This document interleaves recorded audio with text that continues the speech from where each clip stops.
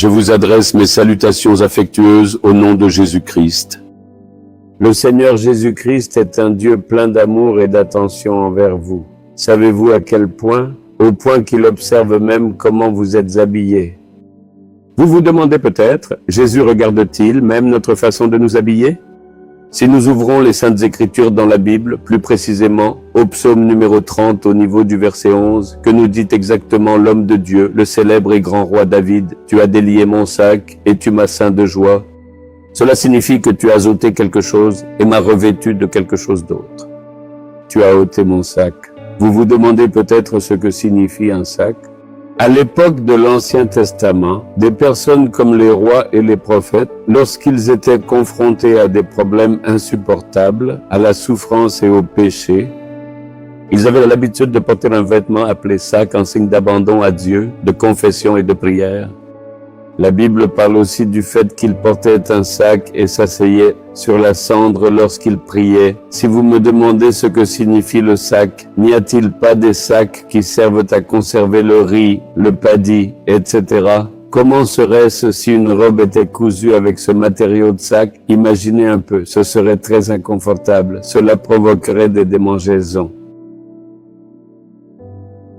Voilà à quoi ressemble un vêtement fait de sac. C'est cela, le sac. En signe d'humilité devant Dieu, il revêtait le sac, s'asseyait sur la cendre et priait. Il s'humiliait et se remettait à Dieu. Dieu, en voyant cela, était ému de compassion, pardonnait leurs péchés et les bénissait. Cela se passait à l'époque de l'Ancien Testament. Aujourd'hui, il n'est plus nécessaire de porter le sac.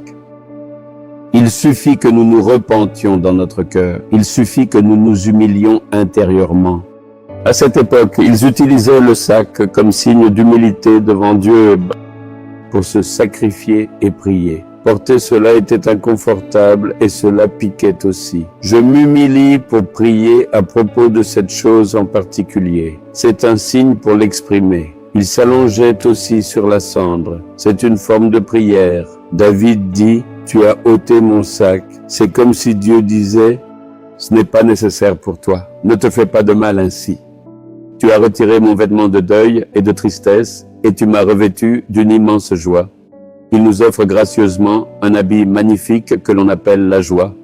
Il enlève ce vêtement si lourd et inconfortable que l'on nomme le sac, pour mettre à la place un vêtement de lumière appelé joie. Ne te fais plus de mal ainsi, mon enfant. Je te connais parfaitement et je te pardonne tout. J'aurai une grande pitié de toi. J'accorderai avec bienveillance tout ce que tu as demandé. C'est pourquoi je t'invite à être pleinement heureux et en paix. C'est ce que dit le Seigneur. Sais-tu que parfois nous nous faisons du mal?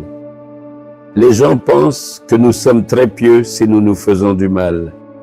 À cette époque, les gens avaient l'habitude de se flageller. Ils le faisaient pour confesser leurs péchés. Ils marchaient pieds nus et se blessaient. Ils pensaient que ce n'est qu'ainsi que Dieu leur pardonnerait. Faisons-nous du mal et confessons nos péchés. Il y avait des gens qui faisaient cela.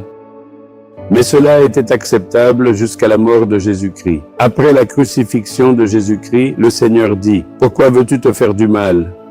J'ai été frappé pour toi. J'ai souffert pour toi, j'ai versé mon sang pour toi. J'ai porté la croix pieds nus, j'ai reçu des coups de fouet, j'ai versé mon sang et je suis mort. Tu n'as plus besoin de te faire du mal. Il suffit que tu viennes avec foi, que tu humilies ton cœur et que tu pries.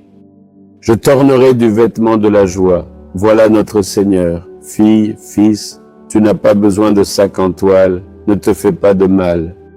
Prie simplement avec foi, cela suffit. J'ai tout porté sur la croix. Je te remplirai de joie, dit le Seigneur. Il le dit aujourd'hui. Je te remplirai de joie et d'allégresse. Ainsi, le Seigneur enlève ton sac en toile et te donne la joie. Quelle grande joie c'est! Regarde le Seigneur et dis, « Seigneur, je ne me ferai plus de mal, ni de blessure.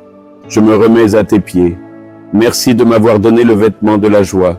Seigneur, quel que soit le fils ou la fille qui prie ainsi, touche-les et bénis-les. Que ta joie demeure dans leur vie. Nous prions au nom de Jésus. Amen. Amen.